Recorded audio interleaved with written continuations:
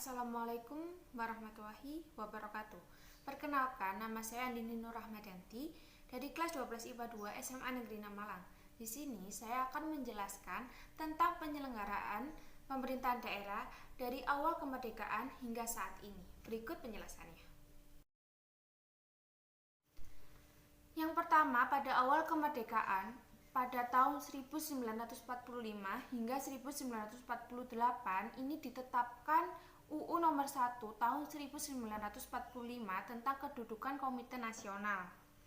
Nah, dalam UU ini ditetapkan 3 jenis daerah otonom, yaitu yang pertama adalah keresidenan, yang kedua adalah kabupaten, dan yang ketiga adalah kota berotonomi. Nah, selain itu terdapat daerah administratif yang terdiri dari provinsi dengan kepala daerah gubernur dan keresidenan dengan kepala residen. Nah, apa sih residen itu? Keresidenan itu, jadi keresidenan adalah wilayah yang diberi hak otonom karena sudah ada sebelum Indonesia merdeka, atau dengan ciri-ciri daerah yang merupakan daerah kerajaan. Nah, selain itu dalam undang-undang ini juga tentang kedudukan Komite Nasional Indonesia Daerah yang menjadi atau sebagai badan perwakilan rakyat daerah yang bersama-sama dan dipimpin oleh kepala daerah menjalankan pekerjaan mengatur rumah tangga daerahnya dengan syarat tidak bertentangan dengan aturan pemerintahan pusat. Tahun 1948 hingga 1957, UU nomor 1 1945 tentang Komite Nasional Daerah diganti dengan UU nomor 22 tahun 1948 tentang pemerintahan daerah yang ditetapkan pada 10 Juli 1948. UU ini menganut sistem otonomi material, yaitu mengatur bahwa pemerintah pusat menentukan kewajiban apa saja yang diserahkan kepada masing-masing daerah. Nah, selain itu ditetapkannya juga struktur administratif daerah yang terbagi menjadi 3 daerah tingkat, yaitu tingkat pertama adalah provinsi, tingkat kedua adalah kabupaten dan kota besar, dan tingkat ketiga adalah desa. UU ini berlaku melewati 2 pergantian konstitusi, yaitu Konstitusi RIS pada tahun 1949 dan Undang-Undang Dasar Sementara 1950. Dalam Konstitusi RIS, daerah Indonesia terdiri atas negara-negara bagian, yaitu terdapat pada pasal 2 KRIS atau negara federal hanya berlaku di negara bagian Republik Indonesia. Sedangkan dalam Undang-Undang Dasar Sementara hanya disebutkan seluruh daerah Indonesia. 1957 hingga 1965, UU nomor 22 tahun 1948 ini diganti dengan UU nomor 1 tahun 1957 tentang pokok-pokok pemerintahan daerah. UU ini menganut sistem otonomi real, artinya urusan rumah tangga daerah secara luas diserahkan kepada daerah. Pemerintah pusat hanya memiliki wewenang yang ditentukan oleh undang-undang. Kemudian, pengaturan pembentukan daerah tidak ditentukan berdasarkan perincian kewenangan, tetapi pembagian urusan antara daerah dan pusat. Pasca Dekret Presiden 5 Juli 1959, penetapan Presiden nomor 6 tahun 1959 dan penetapan Presiden nomor 5 tahun 1960 tentang DPRD GR dan Sekretaris Daerah mengatur tentang pemerintahan daerah. Isinya ada 3, yaitu yang pertama membagi 3 tingkatan daerah, yaitu tingkat 1 provinsi, tingkat 2 kabupaten atau kota, dan tingkat 3 adalah desa. Yang kedua, kepala daerah tingkat 1 dan tingkat 2 sebagai perwakilan pemerintah pusat sehingga tidak bertanggung jawab kepada DPRD. Dan yang terakhir, kepala daerah diberi kedudukan sebagai pejabat negara. UU nomor 18 tahun 1965 yang menggantikan Perpres nomor 5 tahun 1960 dan Perpres nomor 6 pada tahun 1959. UU ini menegaskan bahwa wilayah Republik Indonesia dibagi ke dalam daerah yang berhak mengatur dan mengurus rumah tangganya sendiri. Terdapat 3 tingkatan daerah, yaitu daerah tingkat 1 provinsi, daerah tingkat 2 adalah kabupaten atau kota madya, dan daerah tingkat 3 adalah kecamatan atau kota praja.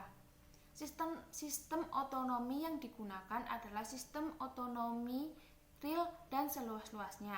Artinya meletakkan tanggung jawab teritorial real seluas-luasnya dalam tangan pemerintahan daerah, di samping menjalankan politik dekonsentralisasi. Tahun 1974 sampai 1999.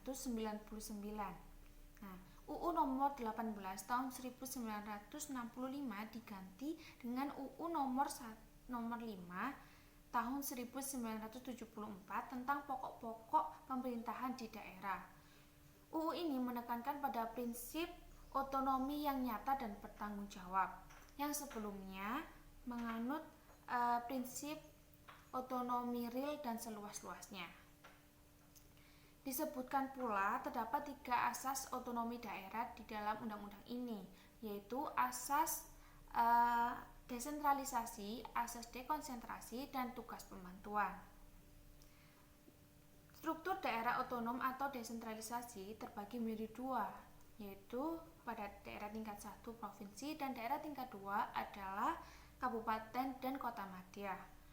Kemudian pada pembagian tingkatan wilayah administratif atau dekonsentrasi terdiri dari 3, yaitu provinsi, kabupaten dan kota madya, serta kecamatan. Sedangkan asas pembantuan artinya terdapat urusan pemerintah yang tidak dapat dilimpahkan kepada daerah atau tanggung jawab pusat. Namun dalam pelaksanaannya diperlukan penunjukan ke daerah. Kemudian tahun 1979 dibentuk UU nomor 5 tahun 1979 tentang desa. Nah, UU nomor 5 tahun 1974 tadi menyiratkan pola pengaturan yang bersifat sentralistik, di mana pusat sebagai pengendali utama. Selanjutnya, pada tahun 1999 sampai 2004, pasca jatuhnya pemerintahan Orde Baru, daerah menuntut diberikan otonomi yang lebih luas, penerapan sistem federal, hingga tuntutan untuk memisahkan diri dari NKRI. Contoh pada wilayah Provinsi Aceh, Irian, dan Riau. Berdasarkan amanat TAP MPR nomor 15 tahun 1998 dan TAP MPR 10 tahun 1998 membentuk Undang-Undang tentang Pemerintahan Daerah pengganti Undang-Undang nomor 5 tahun 1974, yaitu Undang-Undang nomor 22 tahun 1999 tentang Pemerintahan Daerah dan Undang-Undang nomor 25 tahun 1999 tentang perimbangan antara pemerintahan pusat dan daerah.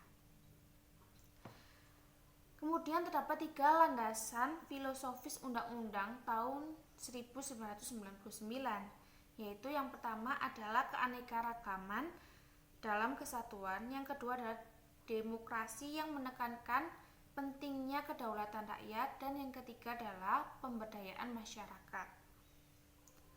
Prinsip penyelenggaraan pemerintah yang dianut adalah pemberian kewenangan yang luas, nyata, bertanggung jawab, dan proporsional. Kemudian terdapat struktur daerah otonom, yaitu provinsi dan kabupaten atau kota. Titik berat otonomi diletakkan pada kabupaten atau kota dengan kewenangan yang lebih luas, sedangkan provinsi mempunyai otonomi terbatas. Namun di balik pembentukan UU ini masih terdapat tuntutan untuk kemerdekaan daerah dan tuntutan federalisasi. Namun disadari bahwa kekurangan dalam UU ini berada pada manajemen pembagian kewenangan dan pembagian sumber keuangan daerah. Kemudian pada tahun 2004 hingga 2014, UU nomor 22 tahun 1999 hanya berlaku 5 tahun karena dirasa belum memenuhi harapan untuk memperbaiki penyelenggaraan otonomi daerah. Salah satunya timbulnya raja-raja kecil di kabupaten atau kota serta menimbulkan ketimpangan kesejahteraan. Berdasarkan Amanat TAP MPR nomor 4 tahun 2000 tentang rekomendasi kebijakan dalam penyelenggaraan otonomi daerah, dibentuk Undang-Undang nomor 32 tahun 2004 tentang pemerintahan daerah. UU ini menganut prinsip pemberian kewenangan yang seluas-luasnya, nyata, dan bertanggung jawab.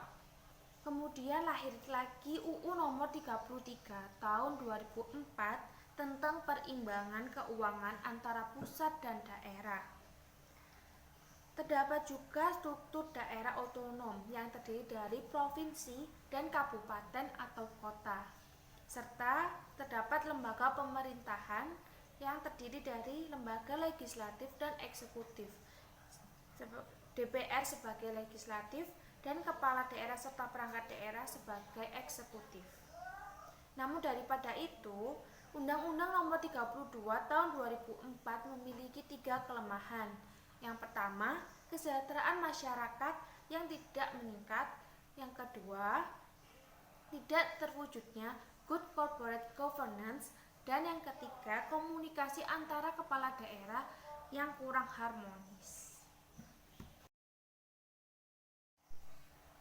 Dan yang terakhir, pada tahun 2014 hingga saat ini, Undang-Undang nomor 23 tahun 2014 tentang pemerintahan daerah yang menggantikan UU nomor 32 tahun 2004 mempertegas konsep desentralisasi dalam bingkai NKRI. Tujuan dibentuknya UU ini adalah satu, menata hubungan antar daerah, dan yang kedua, merumuskan pengaturan yang bersifat afirmatif antara lain peningkatan sinergitas berbagai aspek dalam penyelenggaraan Pemda dan Pempus, jaminan pelayanan publik, perlindungan inovasi daerah, percepatan pembangunan provinsi berciri kepulauan, dan sebagainya. Dalam UU ini, pasal 6, pasal 7, dan pasal 8 menegaskan bahwa pemerintah pusat mengambil alih seluruh kebijakan di bidang tata kelola pemerintahan di daerah sehingga paradigma desentralisasi teranulir melalui pasal ini. Nah, UU 23 tahun 2014 ini hingga saat ini sudah 2 kali mengalami perubahan, yaitu yang pertama UU nomor 2 tahun 2015 merupakan implikasi terbitnya UU nomor 1 tahun 2015 tentang pemilihan gubernur, bupati, dan wali kota. Dan yang kedua UU nomor 9 tahun 2015 merubah ketentuan mengenai pengisian jabatan kepemimpinan di daerah dan mekanisme peralihan kepemimpinan daerah. Sekian penjelasan saya tentang penyelenggaraan pemerintahan daerah dari masa ke masa. Bila ada kekurangan dan kesalahan, saya mohon maaf. Terima kasih. Wassalamualaikum warahmatullahi wabarakatuh. Semoga bermanfaat.